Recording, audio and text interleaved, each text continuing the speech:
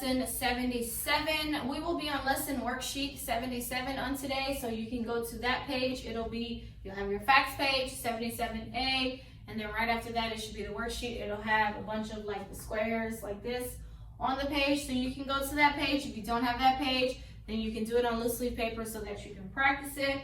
All right, so you have a total of 7 problems on there, and so you can see it. This is what it looks like here.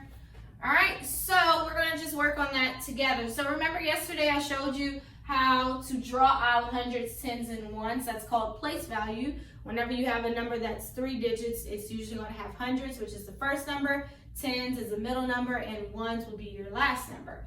So the hundreds block looks like this. It's a big square, and that's 100 like little squares inside of it. That's why it's called the hundreds.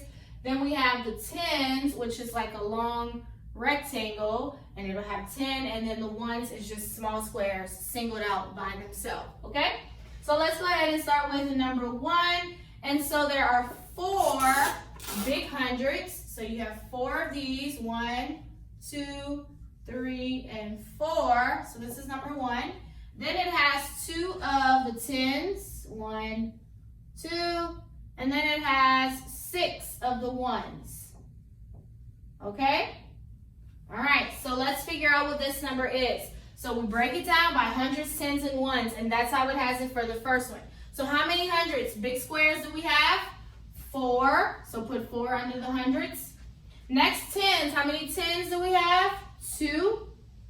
And then how many ones do we have? 6. What number did that make? 426. That's the number that one made. So that's number 1.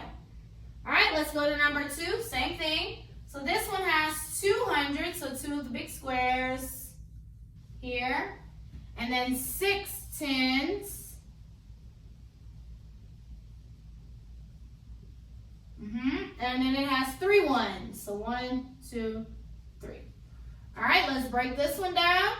So how many hundreds? 2. How many tens? 6. And how many ones? 3. What number did that make? 263. All right, let's look at number 3.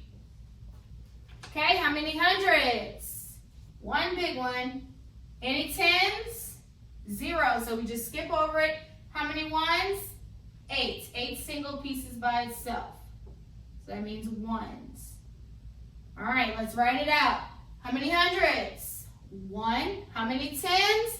0. So even though there's 0, you still need to put the actual number 0. Write it down, because remember, we're dealing with hundreds now. If you would just put 1 and 8, that would be 18, and that's not correct. So even if there's 0 of like the tens are the ones, still put the 0. So 1, 0 tens. How many ones? 8. That made 108. All right, number 4. Same thing. All right, so we have 300, so 3 of the bigger squares on number 4. Then we have 5 of the tens, 5 tens, and 0 ones. So we don't put anything down, but when we write it, we still have to put the 0. So let's write the number out. So how many hundreds? 3 hundreds. How many tens? 5. How many ones? 0. We still need to put the 0 though.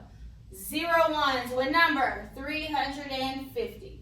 Okay? So you can go ahead and finish 5, 6, and 7 on your own. I'm sure you should have the hang of it by now. If not, we will practice on our Zoom on Thursday. But this is exactly how it goes. So you just have to remember what each shape represents. When you write it out, when you have to write the number out, or if you have to draw it out on your own, which that's what you will have to do in your book, draw it out.